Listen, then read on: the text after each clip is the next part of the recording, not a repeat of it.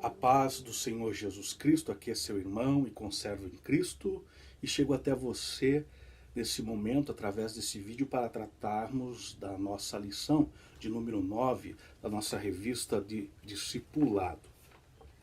E o tema é oração não mecânica, mais consciente.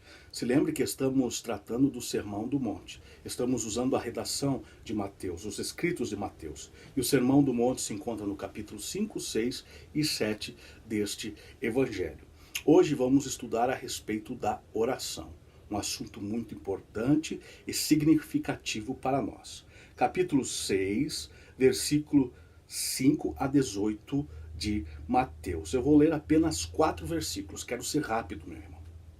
Jesus, ensinando, ele disse assim: E quando orares, não seja como os hipócritas, pois se comprazem em orar em pé nas sinagogas e às esquinas das ruas, para serem vistos pelos homens. Em verdade vos digo que já receberam seu galardão.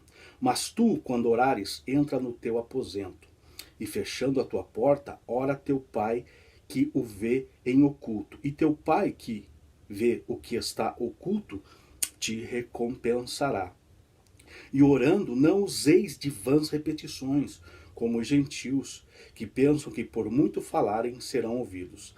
Não vos assemelheis, pois, a eles, porque o vosso Pai sabe o que vocês necessitam antes de vocês lhe pedirem. Amém. Jamais orem como os hipócritas e os pagões. Não vos assemelheis a eles. Quem eram os hipócritas? Aprendemos semana passada sobre hipocrisia. O que é ser um hipócrita? Ser hipócrita é ser uma pessoa falsa, fingida, é ser um verdadeiro ator interpretando uma personalidade que não te pertence. É alguém que interpreta ser alguém que ele não é de fato. Ele é falso, ele é fingido, atitudes falsas. E quem são os hipócritas aqui? Os fariseus?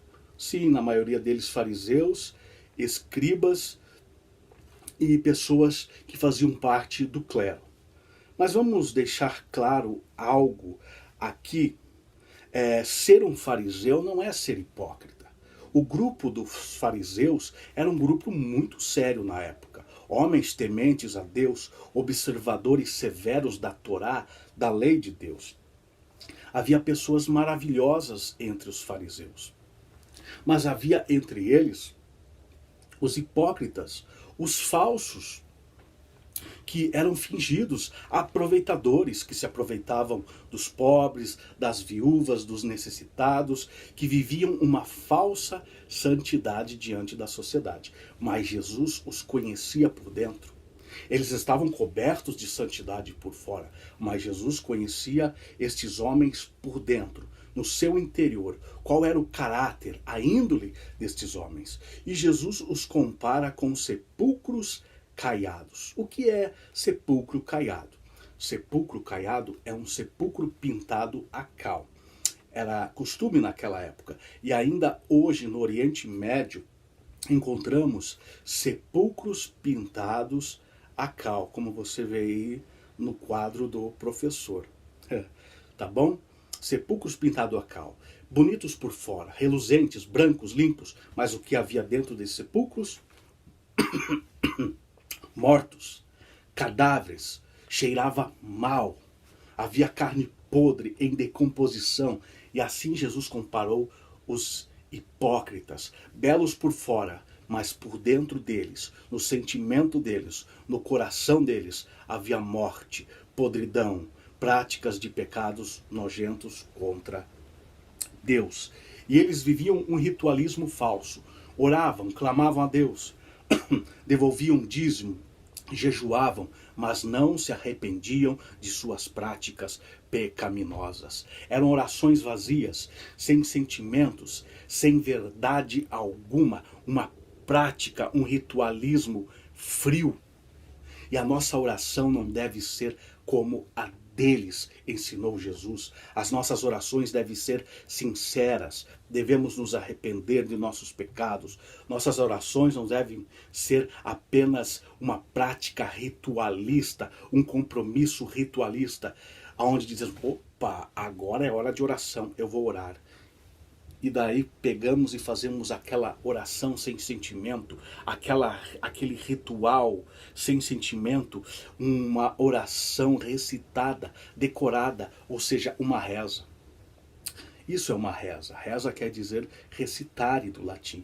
Recitar algo decorado, sem sentimento, somente palavras jogadas ao vento.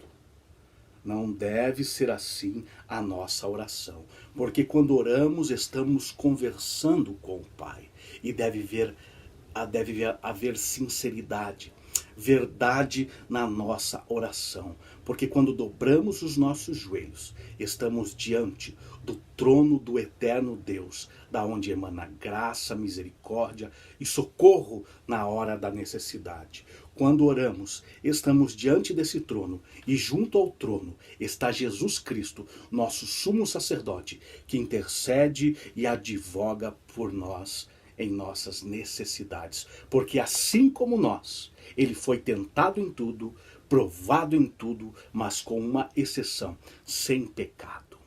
E por ele ser provado em tudo, ele é bem capaz de interceder por mim e por você, pecadores arrependidos. Então, ore a Deus com sinceridade, fale com Deus, converse com Deus, coloque diante de Deus todas as suas necessidades, medos, angústias, depressões, porque Deus está pronto para te ouvir.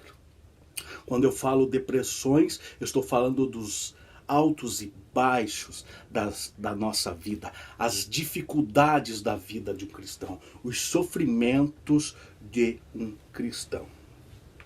E orando não useis de vãs repetições como os gentios, os pagões também.